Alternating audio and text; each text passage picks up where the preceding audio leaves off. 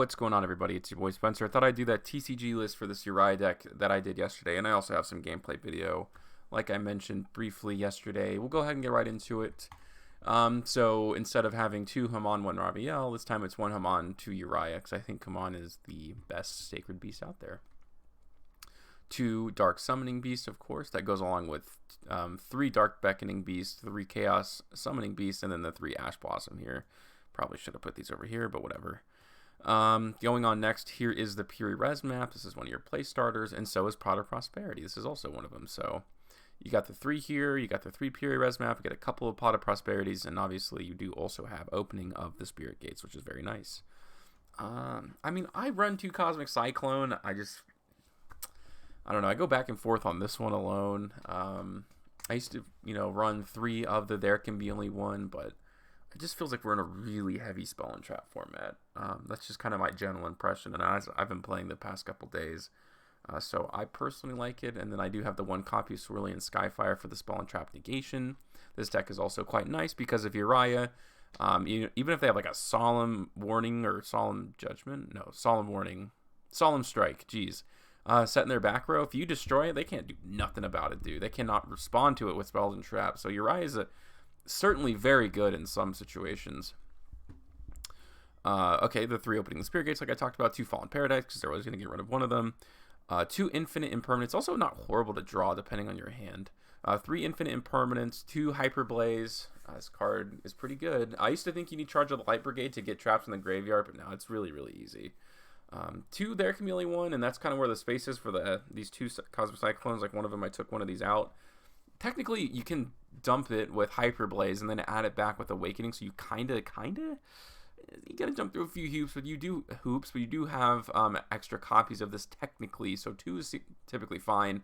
And then because you can't play Skill Drain because of Uria, Awakening of the Spirit Beast, or the Sacred Beast. I can't speak today.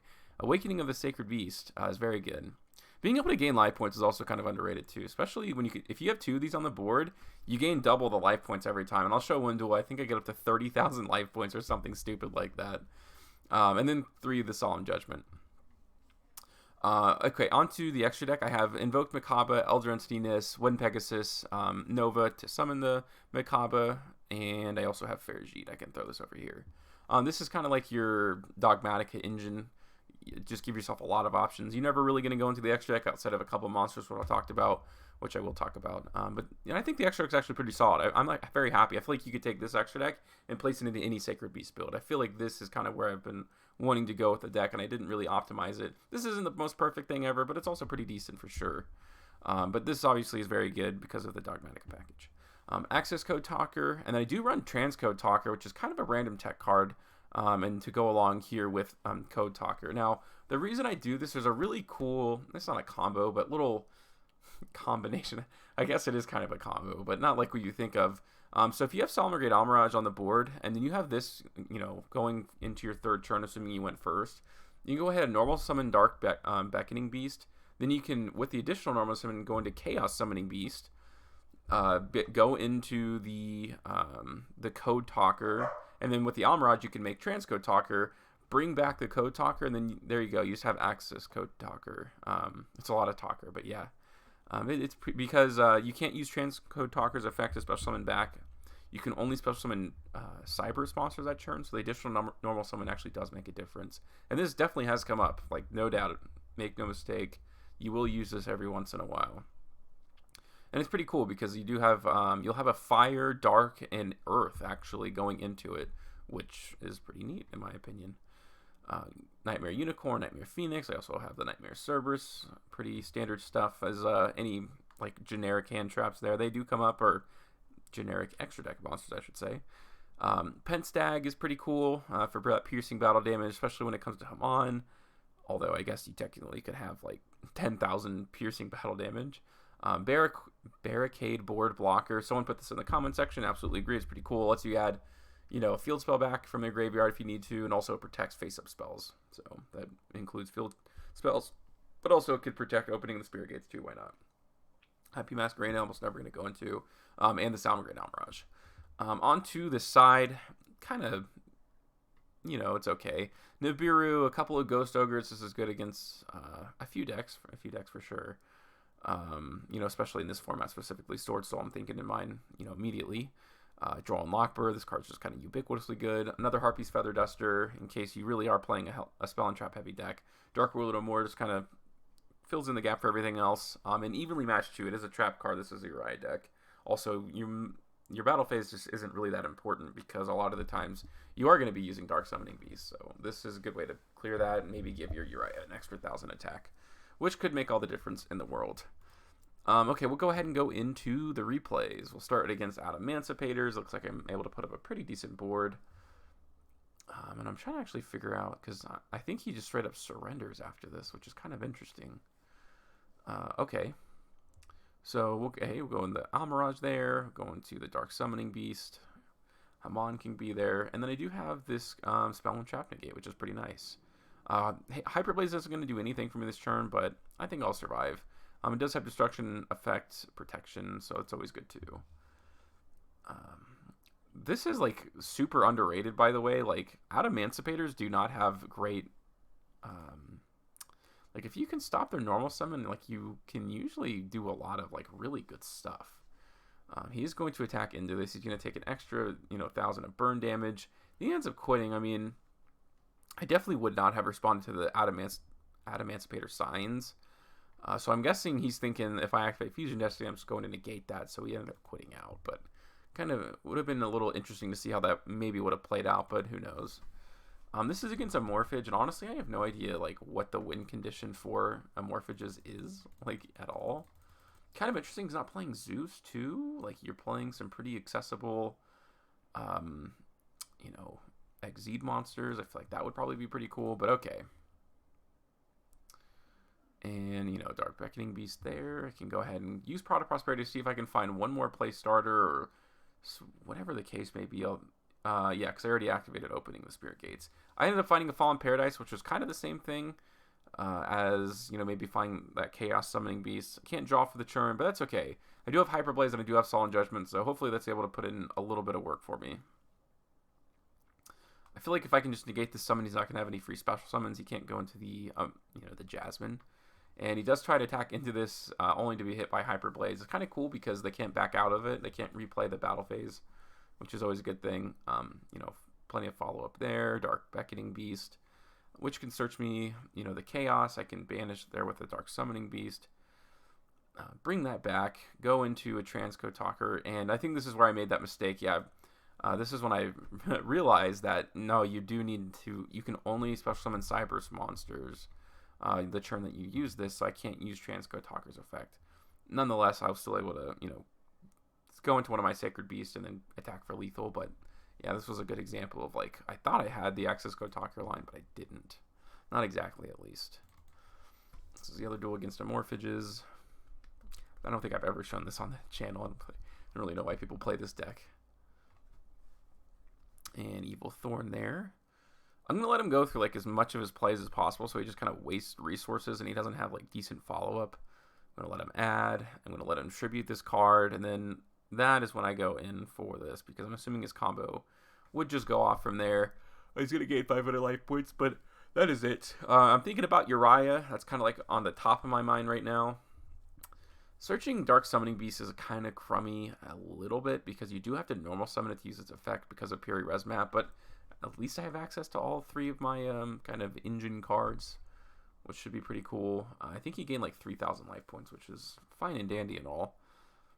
And okay, so I'll go ahead and normal summon there. Then I can, dump this. So I do get to use both effects, just kind of backwards, I guess. So I just want to do that so that I can go into the battle phase and attack. So there's no summoning sickness I have to worry about. It does not get destroyed by battle, but nonetheless, not too bad. I did go ahead and normal summon or special summon from the deck the Uria, even though he's going to attack over at 100% this turn. I don't want to draw into it, and also Hyperblaze can bring it back to my hand in emergency situations. So it's not like it's just going to be gone forever. Might as well just dig deeper into my deck so I top deck some better stuff. There he goes. Just going to go ahead and get over that, but there can only one against a plant deck. Like, I don't really know what he's going to do. Like, the duel is definitely going in my favor at this point. And I think I talked before, but this deck, more than my regular Sacred Beast deck, plays around. They're accumulate one like just 100 billion times easier, which is pretty nice.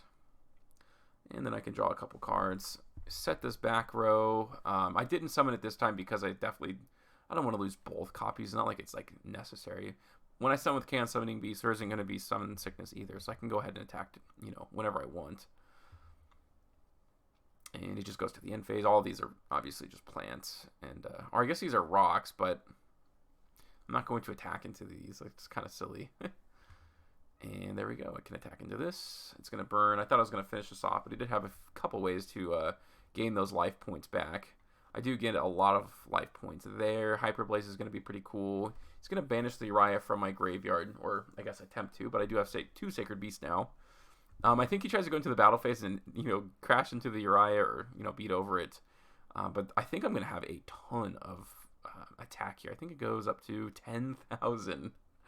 It's almost like attacking into a face-down Grand Maju when it has a bunch of attack. That's kind of what it reminds me of. So people definitely are, doing that. It does have the Ash Blossom there, so kind of unfortunate. That's why this card is like an absolute necessity in the deck, the Pot of Prosperity. We'll see if I can get one of my play starters. And I don't really get anything at all, which is really unfortunate to go 6 deep and to not find one of my, 12, play starters that I could actually use. What are you going to do? I do have the Solemn Judgment here, the Awakening, the Imperm, and then I can do something pretty cool there. I can change that into an Almirage, and then I can dump this. He did go for the summon limit, but Solemn Judgment is really just that good. So we did go ahead and destroy there. I figure I might as well go through his back row. And I still have plenty of follow-up for next turn. So I was able to dig through a lot of his resources. And then I can, go into my Sacred Beast again next turn. I'm always this is always online every single turn, so it's kind of nice. And I do have also Awakening of the Sacred Beast. So if I actually just dumped it there, accumulate one, I can add it back to my hand immediately. So I'm not losing any advantage at all. I'll go into the battle phase to get over his Magician's Rod. It's kind of convenient there, right? Then I can go into Uria in the main phase too. I could pop that back row. It ends up just being the Eye of Timaeus. Honestly, I'm not a huge fan of setting just back row as bluff because of that can happen, and it more than likely will. And I can normal summon with the Dark Beckoning Beast that I drew up Fallen Paradise. So I'm gonna have a bunch of attack next turn. Does go for the Monster Reborn there. I'm gonna gain 600 life points or 1600. I can grab, gain that again. So he's going to go into the barricade board blocker. And then he does, once again, try to attack into Uria, only to get, beaten like that. I feel like I'm telegraphing that move, but I guess most people probably don't even know what these cards do. So there goes the Ash Blossom. Kind of unfortunate at the end. Simply end my turn. And here's the Exo Sister. He goes for Ties of the Brethren. I will go ahead and Ash that so he doesn't get 2 monsters from the deck, which is obviously insane. And then he does activate Exosister Carp Devium, which is actually a really, really, really good card.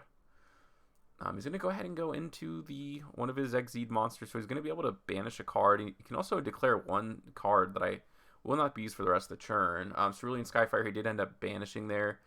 And then I can draw a couple of cards here, end up getting into Hyperblaze and an Ash. That's decent, I suppose. Every time I attack into his Exo Sister, this goes off, but that's okay. I did also, I already had the Chaos Summoning Beast in graveyard, meaning I can just search another copy. He didn't get anything off the top. I don't control any monster from the extra deck, which is kind of hilarious. So that ended up working out. I think this is the duel where I end up with 30,000 life points. Piri Res Map is a lifesaver, and this is just a full board. Seeing Hyperblaze in your opening 2 is actually kind of nice with the hand that I have. So I get that additional roll summon. Change that to Almirage, bring back the Dark Summoning Beast, which can go into Hamon. Dark Summoning Beast can search me the other one. I probably could have put Hamon in attack position, honestly, because of the Hyperblaze, but it's not too big of a deal, honestly. I didn't set the Imperm because I do have Awakening of the Spirit Gates, or Awakening of the Sacred Beast, geez. So, this is kind of a redundant card, and if he, blows up my back row, maybe I'll have a chance, with the Imperm. Okay, so... He summoned a 2,000 attack body, but I'm getting 4,000, and now I'm getting, even more than that, 4,800 life points, and it just keeps getting higher and higher. I don't know, if he was, trolling or something. I don't really know like what to take from this, but yeah. I'm already at 21,000. I think I paid half my life points to start this part off anyways. He can't attack into anything but Haman, obviously, so no battle phase for him. I can normal summon the Dark Beckoning Beast. And this is kind of that weird play where I told you I could have gone into the access code line if I didn't summon this. The only reason I put this in this zone in particular is because of Pentstag. So maybe like it's not, the play just isn't worth it ultimately. I don't know. It's something, you know, as you play the deck, you kind of have to decide. But I'll go into the Nightmare Unicorn, shuffle this back. It's obviously going to be negated. And then I can still bring something back. It's really not that big of a deal. I can draw a couple more cards. I can dump the Chaos Summoning Beast. Then I can go into Access Code Talker. So same difference ultimately. I can pop that, and then I can pop the alternative.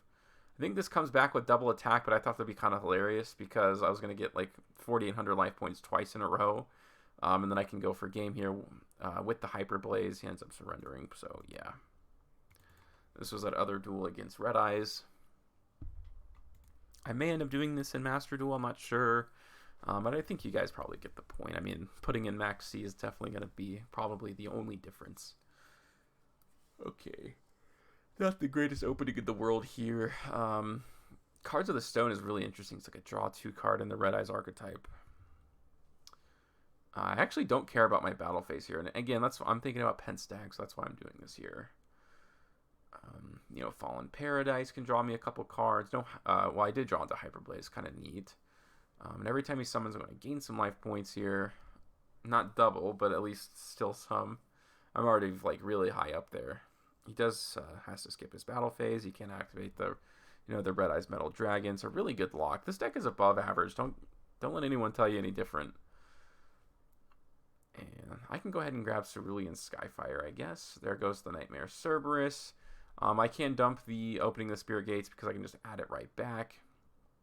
Draw a couple cards, go to the Nightmare Unicorn, shuffle back the Red Eyes Black Dragon. Then I can just go into the battle phase. That's probably going to be way more than enough for lethal. I didn't even have to grab Cerulean Skyfire, I guess. I could have grabbed anything. Doesn't like the duel is over regardless. And this is against Tri-Brigade deck. I actually make a really bad misplay that he kind of misses, or a Gladiator Beast, I should say. Gladiator Beast Tri-Brigade. And I can see if I can find the Chaos Summoning Beast, or if I have to search it out. We'll see if I get anything interesting here. We'll grab the Solid Judgment to protect my back row, because I can just search the Chaos anyways. The Skill Drain definitely is going to be online. I'll bring that back. I can go ahead and change that into Uria. Dark Summoning Beast can search me the other one. I should have summoned this in defense position. That was just a bad mistake, because now I can attack into this, and then this isn't online. I don't think he realizes it, so it ends up kind of working out for me. But nonetheless, this was obviously just a misplay. But you'll see here he doesn't really know that I have that. I'll flip that in response to his Rescue Cat. So no, his normal summon, he got nothing out of it. I'm going to gain some life points. He's going to dump a bunch of Tri-Brigade monsters. Again, not really realizing that he can just go into the battle phase to get over my board. But like if I had played this right, this is exactly how the turn would have played out, if that kind of makes sense. So he wouldn't be able to go into it. But yeah, he did try to link summon again and get out all monsters. It is a literal skill drain for the deck. And anything else that he didn't add an answer for, like a Lightning Storm, I did have the Solemn Judgment there, which only helps my Uriah's attack boost. But yeah, that is the deck profile and a little more gameplay for this deck. Let me know what you guys think in the comment section down below. Other than that, that's going to do it for today's video, and I'll see you guys next time.